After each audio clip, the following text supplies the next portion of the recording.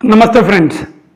నాకు నిన్ననో మొన్ననో ఇప్పుడు నేను చెప్పబోయే వార్త నాకు తెలిసింది.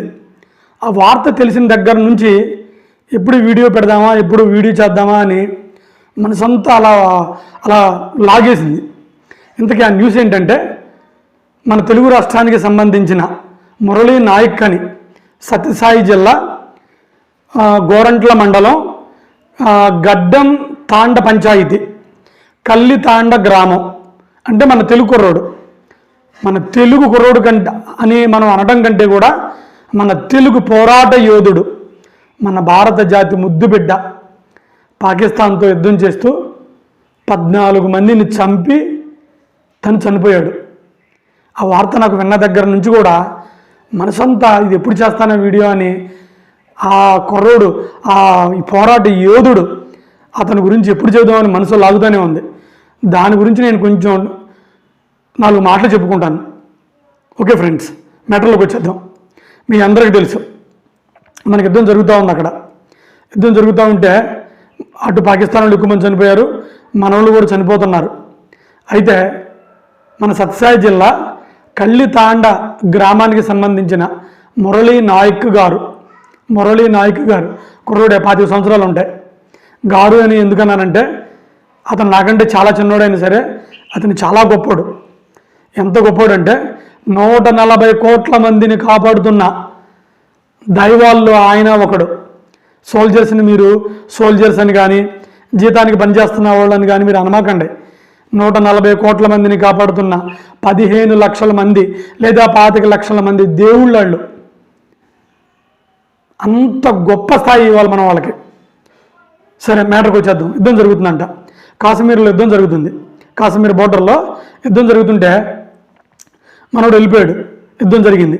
యుద్ధం జరుగుతూ ఉంటే 14 మందిని తను స్వయంగా కాల్చి చంపాడు. ఈ విషయం ఎలా తెలుసు? వాళ్ళ అమ్మగారి పేరు, మన మురళీ నాయక్ గారి అమ్మగారి పేరు జ్యోతిబాయి నాయక్ గారు. ఆవిడకి ఫోన్ వచ్చేసింది.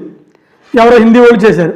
చేసి వాళ్ళు ఆప్కి బేటా అని ఏదో చెబుతుంటే ఆవిడకి తెలియక వాళ్ళ ఆయన గారికి ఇచ్చింది. ఆయన పేరు శ్రీరామ్ నాయక్ గారు. ఆయన కొద్దిగా హిందీ అర్థమైందంట. మరి ఆయన ఆ హిందీలో వాళ్ళని ఏదో అడిగితే వాళ్ళు చెప్పారంట, 14 మందిని మీ కొడుకు చంపేసి, పాకిస్తాన్ టెర్రరిస్టులను చంపేసి మీ అబ్బాయి వీరమరణం పొందాడని. అసలుకి జాతి కోసం 140 కోట్ల మంది ప్రజల కోసం ప్రాణం పెట్టేది ఎవరబ్బా? నాకు తెలిసి ఈ పిల్లగాడిని, ఈ సోల్జర్స్ని మనం వాళ్ళని ఏదో సైనికులను, లేకపోతే సోల్జర్స్ అనో, లేకపోతే వాళ్ళు జీతానికి పనిచేస్తున్నారు కదా అని రామ్ గోపాల్ వర్మ గారు వాళ్ళను, వాళ్ళకి ఆ పదాలు సరిపోవబ్బా. 140 కోట్ల మందిని కాపాడుతున్న ప్రత్యక్ష దైవాలు. మీకు ఏ డౌటు లేదు. అసలు నాకు ఈ మాట చెబుతుంటే నాకు ఒళ్ళు పులకరించిపోతుంది. మన కోసం బోర్డర్లో నిలబడి ఎవరబ్బా చంపేది? వాళ్ళని రానియకుండా ఎవరు కాపాడేది? దేవుడు కూడా కాదు, సోల్జర్స్, గాడ్ సోల్జర్స్. అసలు ఆ కుర్రోడు 2022 నవంబర్ 8 ఎప్పుడో రిక్రూట్మెంట్లో జాయిన్ అయ్యాడంట. అగ్నివీర్ ఏదో ఆ రిక్రూట్మెంట్ పేరుతో. అయితే ఆ కుర్రోడికి 4 సంవత్సరాల సర్వీస్ ఉంది. ఎవరికి? మురళీ నాయక్ గారికి. రేపు 2026 నవంబర్ కల్లా అతనికి ఆ సర్వీస్ కూడా అయిపోతుందంట. అయితే అంతలోకి యుద్ధం వచ్చేసింది. మన రామ్ గోపాల్ వర్మ గారు లాంటి వాళ్ళు, వాళ్ళకి దేశభక్తి ఉండదు, వాళ్ళు శాలరీ కోసం పనిచేస్తారు, ఇవన్నీ చెబుతారు. కానీ అది అబద్ధం అబ్బా. ఎందుకంటే ఇప్పుడు నేను టీచర్ని, నేను శాలరీ కోసం పనిచేస్తాను, ఓకే కాదన్ను, డబ్బు వచ్చిద్దని. కానీ ఆ ఫీల్డ్లోకి వెళ్ళిపోయిన తర్వాత నాకేమనిపించింది అంటే, మన పిల్లలకి చదువు నేర్పిస్తే మన భారతదేశం డెవలప్ అయింది కదా అన్న దృక్పథంతో చేస్తాం మేము. అంటే అందరూ ఉంటారని అన్నాం. ఒక 80% ఉంటారు టీచర్లు అలాగా, లేదా 50% వేసుకోండి ఉంటారు. అలాగే సోల్జర్స్ జీతం కోసం పనిచేస్తారంటే నేను అనుకోను, నేను నమ్మను. వాళ్ళు ఒక దేశభక్తి, చనిపోతారని తెలిసినా ఎవరు వెళ్తారబ్బా?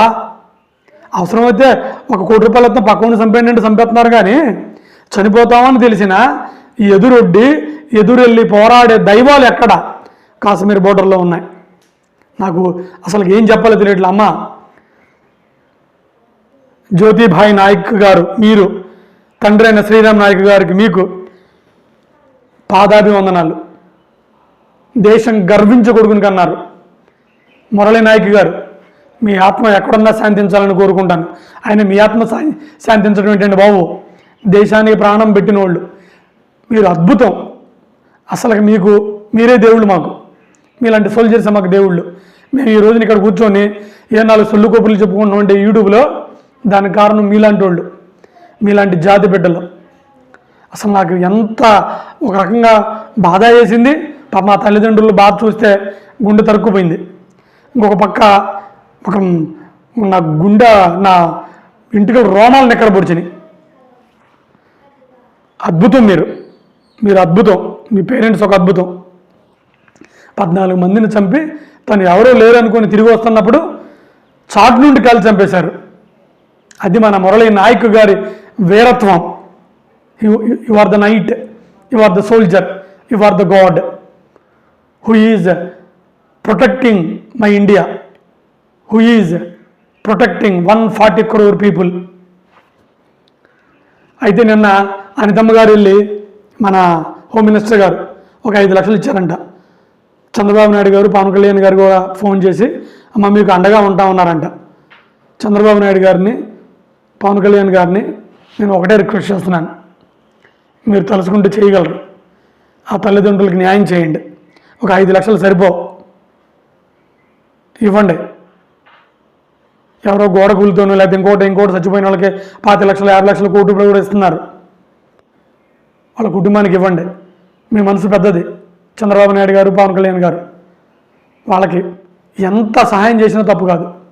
చేసి ఆ తల్లిదండ్రులని గుండె కోత మనం తీర్చలేం.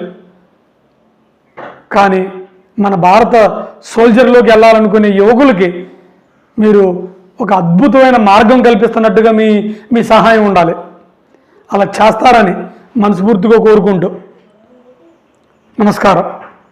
జై హింద్, జై జవాన్, జై gods who is protecting my country.